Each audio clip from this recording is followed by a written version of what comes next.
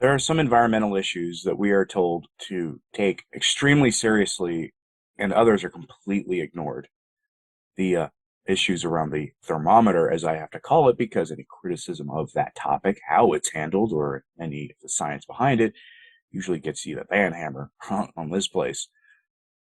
Usually, that topic is the one we're told to focus on the absolute most.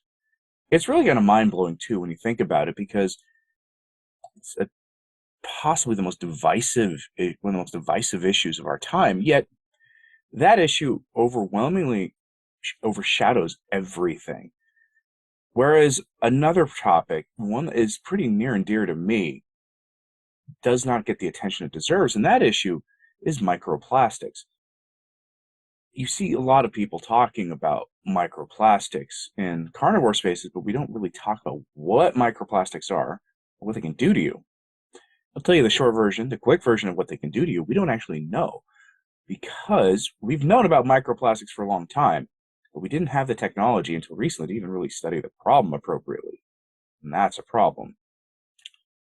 Microplastics come in a couple different real ways. They are essentially the byproduct of a cup of our over reliance on plastic. We put it in literally everything now. This shirt I'm wearing is made of, it's got plastic in it almost certainly.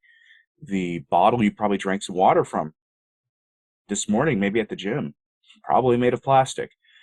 The inside of a soda can is lined with plastic. That's actually, those sources, bottled water and food wrappings and things, are actually considered a secondary source of plastic because they don't typically break down as easily. The bottled water deserves an asterisk next to that because if you heat plastic, it can contaminate your food. And bottled water gets shipped in these giant trucks. You see them on the highway, the big Walmart trucks or whatever. And the backs of those trucks get hot unless they're refrigerated. And they don't refrigerate the bottled water. Those bottles of water get hot too. And so it causes some of the breakdown of the plastic getting into the water you drink. Okay, so what is the primary source for microplastics? It comes in a couple different ways. The number one can be in food in the form of environmental pollution. This can be because plastic in the United States is it's like 5% of Americans really recycle in any real way. And of all recycling in the United States, only 9% of plastic is actually recycled. That's not counting the plastics and the recycled materials that don't actually ever make it to a recycling plant, despite you doing your job and putting it curbside. It's pretty open secret now that a lot of recycling companies, a lot of garbage companies claim they're doing recycling with your curbside, but they just take it to a landfill and dump it. That should be illegal. Those companies should be prosecuted for that, but because it's fraud, but they do it. And you don't see any state legislatures moving on this, or the federal government work moving on this, despite all the rhetoric we're told about the environment and how important it is. A real nuts and bolts issue like recycling being taken if we're recycling when we're told it is, should actually be taken care of, but they don't do anything on it. So what happens with plastics? It goes into basically every piece of plastic that's ever been manufactured on Earth still exists unless it's been burned. So that stuff, if only like 5% of plastic or 9% of it makes it to recycling, it means 91% of the plastics ever made are sitting in a landfill somewhere or in the ocean or some other place that it shouldn't be. And when that stuff starts breaking down, it breaks down into smaller and smaller pieces. Once you start factoring in natural cycles like the cycle of water, the natural water cycle. Remember that picture from when you were a kid of the evaporation from the ocean and going into the clouds, rain coming down, taking water back to the ocean. When you start factoring in cycles like that, you start getting plastics going back to the ocean. So how does it get into your food? Well, at that point, it should become pretty easy, pretty obvious. It gets into your food through the seafood. If you eat fish, you're gonna run into a problem with microplastics. Now, of course, you're going to run into a problem with microplastics eating cattle as well, because plastic residues have been found in something like 90% of human beings on the planet, and a lot of animals too. How do animals get it? Well, either because they ate something they should have eaten in the field, or because their feed is stored in plastic containers and are subject to heat. Just think about how hot those industrial feedlots can get. So what do they do to the human body? We don't really know because there hasn't been an adequate study. When you start looking at the things that plastics are made out of, the hydrocarbons and the other fun chemicals that some news sources for this refer to as sauces, which sounds just diabolical. Start looking at that, it can't be good. Microplastics has been found in human lungs, human blood. It's been found in breast milk of human beings. Yeah, so your baby is consuming microplastics when you're doing the right thing, doing what you were told as a mother to do, which is to nurse your child. You're probably getting microplastics.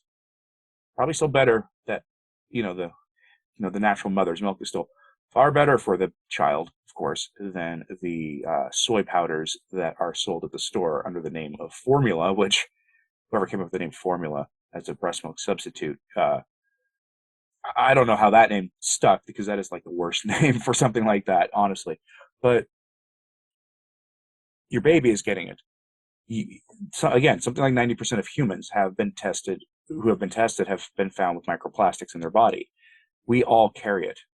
And I want you to think about the logistics of the problem.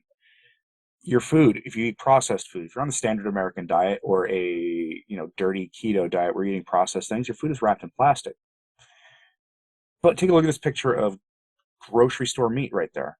What's that wrapped in? Plastic.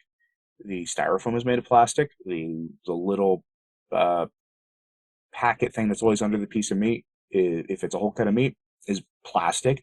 It's wrapped in plastic. It came to the butcher at the grocery store wrapped in plastic.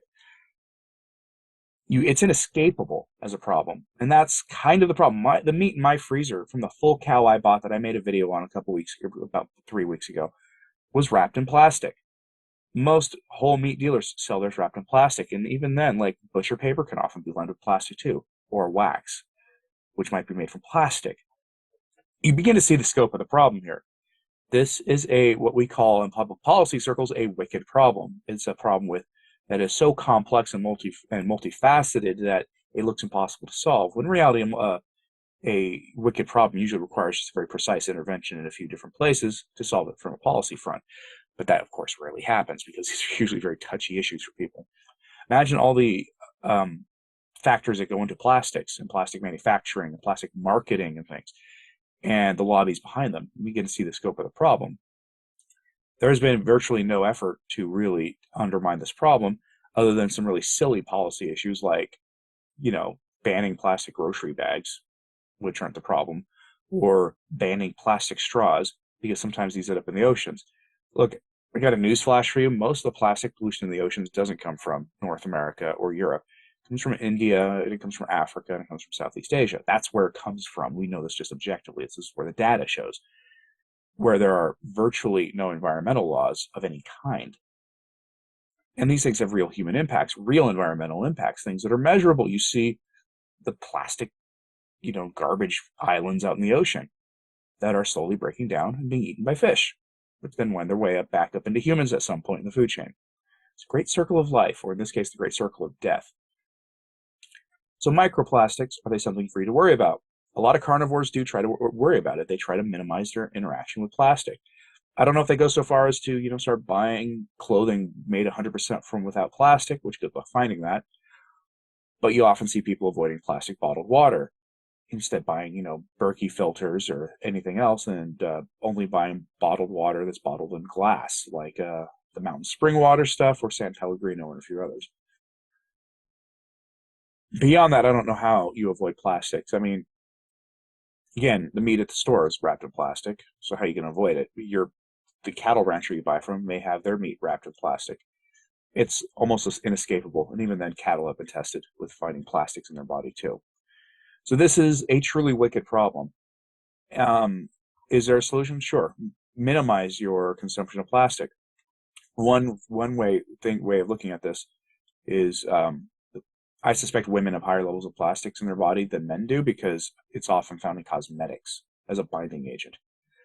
So go look at your your makeup, ladies. Go look at if it has an ingredients list on it. Start Googling what all those chemicals are, and you're going to start finding some things you probably don't want to know.